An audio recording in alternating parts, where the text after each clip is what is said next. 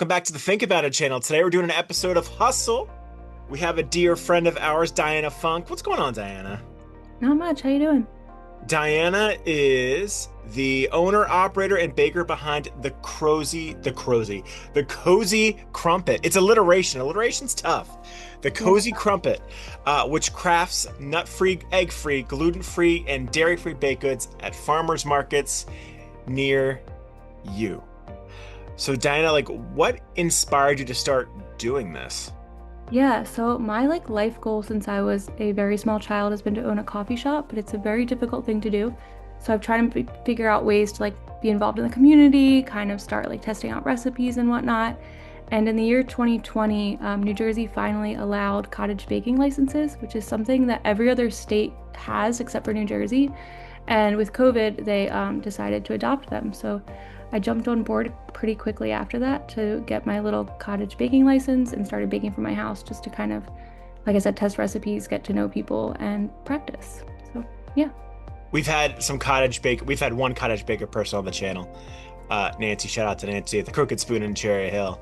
No. So check out Diana after you're done watching this, and check out Nancy in Cherry Hill at the Crooked Spoon. I'd never heard of the cottage baking thing until I met her.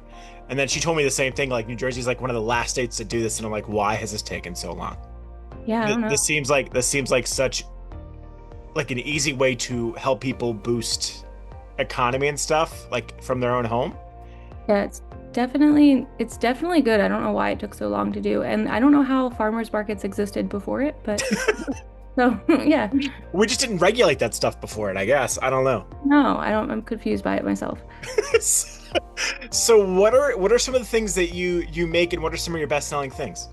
Yeah, I call myself gluten-free and vegan as a shorthand, and everything I make is vegan. But I don't make health food. Sometimes people see the word vegan and they think it's gonna be healthy. This is what your grandmother would make, straight up cookies, cupcakes, normal baked goods, for the most part. So just really delicious chocolatey treats is mostly what I make. And my best sellers are definitely s'mores bars and London fog cookies, which are Earl Grey and lavender. People are loving those right now. And my chocolate chip cookies have always been a hit, but the secret to the best chocolate chip cookies is the Trader Joe's dark chocolate chips. They are the best chocolate chips that you can get for under $5. So Mhm. So I had to live the gluten-free, dairy-free, nut-free, soy-free life for a while. you Um, did? I didn't know that. I How was did, that? yes. So I have something called eosinophilic esophagitis. Sure. And now I take medication for it so I can eat regular foods again. But I remember living that life. I know that life is an expensive life. I know that life is a hard to make things that taste good life. So the fact that you are doing this and having success with it is crazy, because it is hard not only to find ingredients, but then to make things taste good with those ingredients. I remember those days. No, it's definitely hard. I think that's what's been the most fun about this whole thing is I have a lot of reasons to be all of those things as well. And I think I kind of fell into that type of baking just out of necessity. But the best part of doing it is that I constantly get really sweet little kids whose parents don't know anything about allergies, and they come up and they ask me all these cute little questions about what their kids can and cannot eat. And the child's eyes light up when their parents are like, you can eat all of this. It's the Yeah. best part of doing it. It's so much fun. Hmm. So I'm actually grateful that I've been backed into this little niche corner that I'm in. Hmm. I, Um, I totally get that. yeah. It's Uh, really rewarding, I think, for yeah, sure. I hear that for sure. Yeah. So the business is called the Cozy Crumpet. I got the alliteration right that time. Right. Um, and I know you have a love for Scotland, so I'm guessing that's partly where the name comes from. How many of your items, and you already mentioned your London fog cookies, how many items have sort of a Scottish or UK flair to them? Not nearly enough. When I love the UK, the thing I love about it is the pastry. And just to go off what you were just saying, gluten-free, vegan, dairy-free pastry is very difficult to do well, and it's very difficult to do well at scale. So I'm not really there yet as a home baker to be able to make enough pastry to really be making rolls and buns and the stuff that I would want to eat if I was in Scotland. But I definitely make a lot of shortbread, and Millionaire shortbread is one of my favorite foods. It's essentially a Twix bar. It's a shortbread and a caramel and a chocolate covering. So I do make those sometimes for sure, but not enough. I can't wait till the day where I'm in a commercial space and I have like a pastry roller and I can make like really nice flaky vegan stuff. Hmm. Great. Very excited about it. And I have learned doing this channel with the cottage baking that you are restricting all the things you're allowed to use as well. Super Um, restricted, yeah. right. So that just makes things even harder because now you've limited yourself with like your allergens, but at the same time, you can't even remotely cheat. You can't even like remotely cheat because the state says you're not allowed to use certain things and certain manners and whatever. So Yeah, we're not allowed to do most things, honestly. It's yeah. very, very, very restrictive, the cottage food thing, which I think is why so many of us just mostly do a lot of cookies because they don't seem to Yeah. have problems with that. So, What to sort of segue off of that, how long does it typically take you to get a recipe to a place where you like it and you're ready to sell it? yeah, so I started doing this in 2022, I think, and I kind of made a list of everything I like to eat and then started recipe testing from there. And it probably took me like a summer to feel good about like my core group of recipes. I started practicing them in like February, and by the time the market started in like June, I was feeling pretty good about them. Because the cottage laws like don't allow us to innovate anymore. The first few seasons we were allowed to like make whatever we wanted, but now we have to have our recipes approved.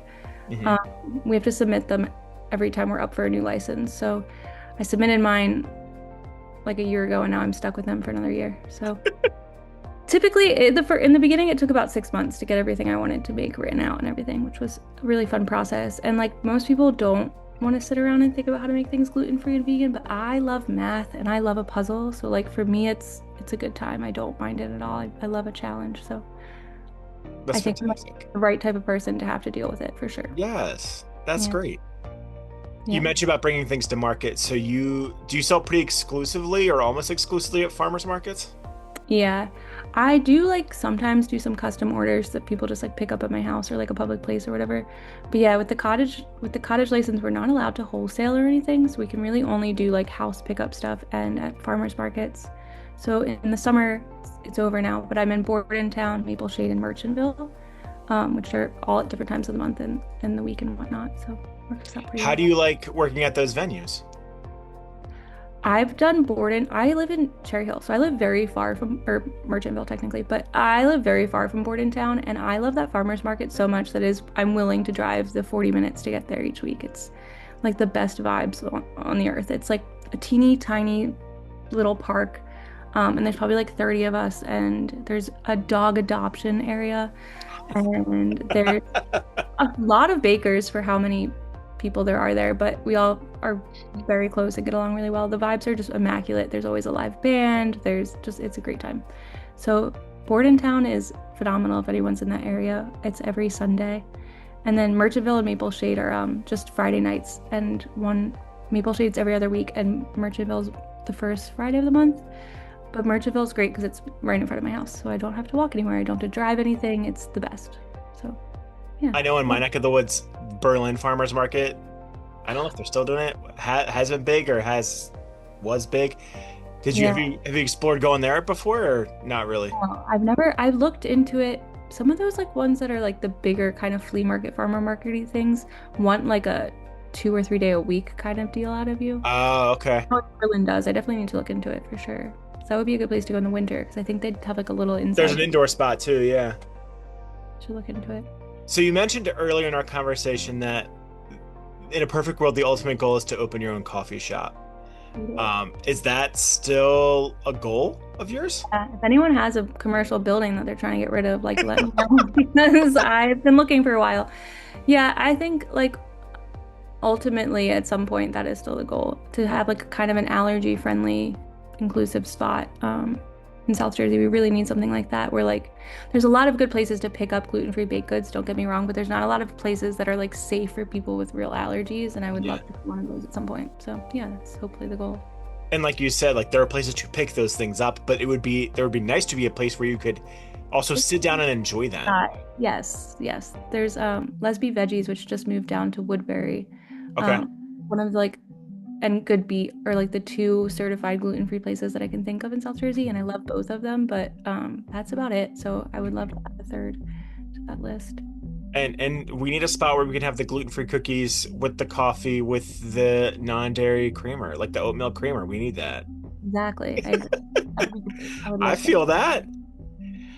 What are some of the biggest challenges you have with running the Cozy Crumpet? Thought, Margot. Um, Margot's the mascot dog, by the way. yeah, Margot's my mascot Chihuahua. She is having some crazy allergies, so she's acting wild. Um, the biggest challenge is I'm like not, I'm a very messy cook. I think like people that go to culinary school learn to be clean cooks. I have ADHD, so I feel like, I make something and then I spend the time to clean it and then I make something and it's the cleaning of the kitchen. I am constantly cleaning my kitchen.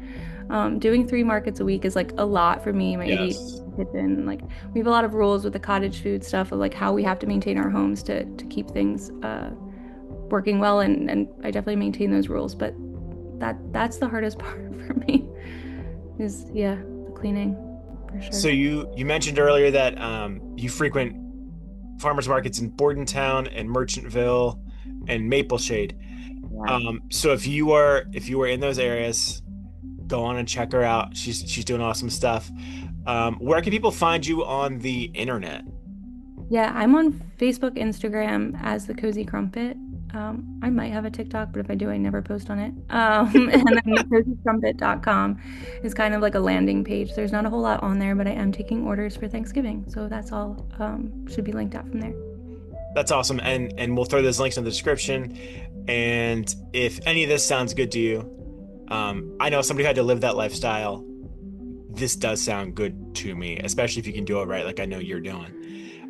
Check out what she's doing. Send orders for Thanksgiving. Show up at a farmer's market. Tell her that we sent you. It's not a sponsorship or anything, but like just get the word out there. Thank you so much, Diana, for your time. I really appreciate it. It was good catching Yeah, up with you and good talking. yeah, nice to talk to you too.